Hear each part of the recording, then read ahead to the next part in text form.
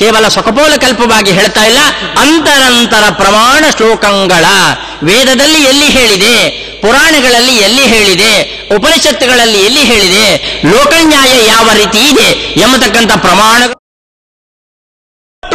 ಗ್ರಂಥವನ್ನ ರಚನೆ ಮಾಡಿಕೊಡ್ತಕ್ಕಂಥವರಾಗಿದ್ದಾರೆ. ಇದು ಮಧ್ವರು ತೋರಿಸಿರ್ತಕ್ಕಂಥ ಮಾರ್ಗ.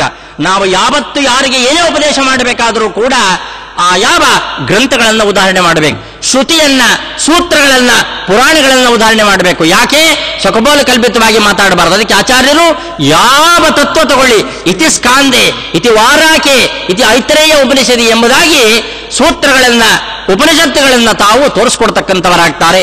ಅದೇ ಮಾರ್ಗದಲ್ಲಿ ನಾವು ಕೂಡ ಪ್ರಮಾಣಗಳನ್ನು ಇಟ್ಟುಕೊಂಡು ಗ್ರಂಥವನ್ನ ರಚನೆ ಮಾಡಬೇಕು, ಪುರಾಣವನ್ನ ಪ್ರಮಾಣವನ್ನು ಇಟ್ಟುಕೊಂಡು ಹೇಳಬೇಕು ಎಂಬತಕ್ಕಂಥ ನಮಗೆ ಮಾರ್ಗದರ್ಶನವೂ ಕೂಡ ವಾದರಾದರು ಮಾಡ್ತಕ್ಕಂಥವರಾಗಿದ್ದಾರೆ ಎಂಬುದಾಗಿ ಹೇಳ್ತಾ, ಇಂತಿಯಾವ ವೈಕುಂಠವರ್ಣನೆ ಎಂಬತಕ್ಕಂಥ ಗ್ರಂಥವನ್ನ ಹೇಳಲಿಕ್ಕೆ ರಾಜರ ಸನ್ನಿಧಾನ, ಮಧ್ವರ ಸನ್ನಿಧಾನ ಎಲ್ಲ ಪರ್ಯಾಯಗಳಿಗಿನ್ನ ವಿಚಿಷ್ಟವಾಗಿರ್ತಕ್ಕಂಥದ್ದು ಸೋದಾ ಪರ್ಯಾಯ ಅಂದುಬಿಟ್ರು.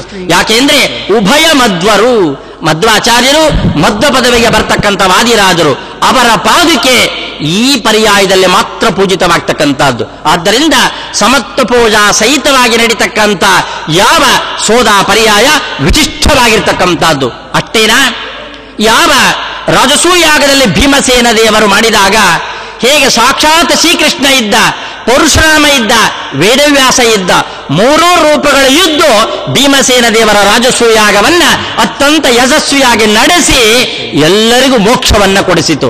ಹಾಗೆ ಈ ಪರ್ಯಾಯ ಎಂಬತಕ್ಕಂಥದ್ದು ಪರಶುರಾಮರ ಕ್ಷೇತ್ರ, ಮಧ್ವರಿಂದ ಪ್ರತಿಷ್ಠಿತ ಕೃಷ್ಣ, ಸೋದೆಯ ಮಠದ ವ್ಯಾಸಮುಷ್ಟಿ, ಮೂರೂ ರೂಪಗಳಲ್ಲಿ ಇರತಕ್ಕಂಥದ್ದಾಗಿ ಎಲ್ಲ ಪರ್ಯಾಯಗಳನ್ನು ವಿಶಿಷ್ಟವಾಗಿ ಜೀವರಾಶಿಗಳಿಗೆ ಪುಣ್ಯವನ್ನ ಕೊಟ್ಟು ಮೋಕ್ಷವನ್ನು ಕೊಡತಕ್ಕಂಥ ಪರ್ಯಾಯವಾದ್ದರಿಂದ ಇಂತಿಯಾವ ಪರ್ಯಾಯ ಮೂರು ರೂಪಗಳ ಭಗವಂತನ ಸನ್ನಿಧಾನದಲ್ಲಿ ಈ ಗ್ರಂಥವನ್ನು ಹೇಳಿಕೆ ಅವಕಾಶ ಮಾಡಿಕೊಟ್ಟಿರ್ತಕ್ಕಂಥ, ಪರಮಾನುಗ್ರಹ ಮಾಡಿರ್ತಕ್ಕಂಥ ನಮ್ಮ ನಿಮ್ಮೆಲ್ಲರಿಗೂ ಜ್ಞಾನಭಕ್ತ ವೈರಾಗ್ಯಗಳನ್ನ ಕೊಡಿಸಲಿಕ್ಕೋಸ್ಕರವಾಗಿಯೇ ಯಾವ ಸರ್ವಜ್ಞ ಪೀಠದಲ್ಲಿ ಕೂತಿರ್ತಕ್ಕಂಥ ವೃಂದಾವನಾಚಾರ್ಯರ ವಿಶ್ವೋತ್ತಮರ ಪರಮಾನುಗ್ರಹಕ್ಕೆ ಪಾತ್ರರಾಗಿರುವ ವಿಶ್ವವಲ್ಲಭರು ನಮ್ಮೆಲ್ಲರಿಗೂ ಕರುಣಿಸಲಿ ಎಂಬುದಾಗಿ ಕೇಳಿಕೊಳ್ಳುತ್ತಾ ಮುಗಿಸ್ತಕ್ಕಂಥವರಾಗಿದ್ದೇನೆ. ಶ್ರೀಕೃಷ್ಣಾರ್ಪಣಮಸ್ತು. ಕಾಯೇನ ವಾಚಾ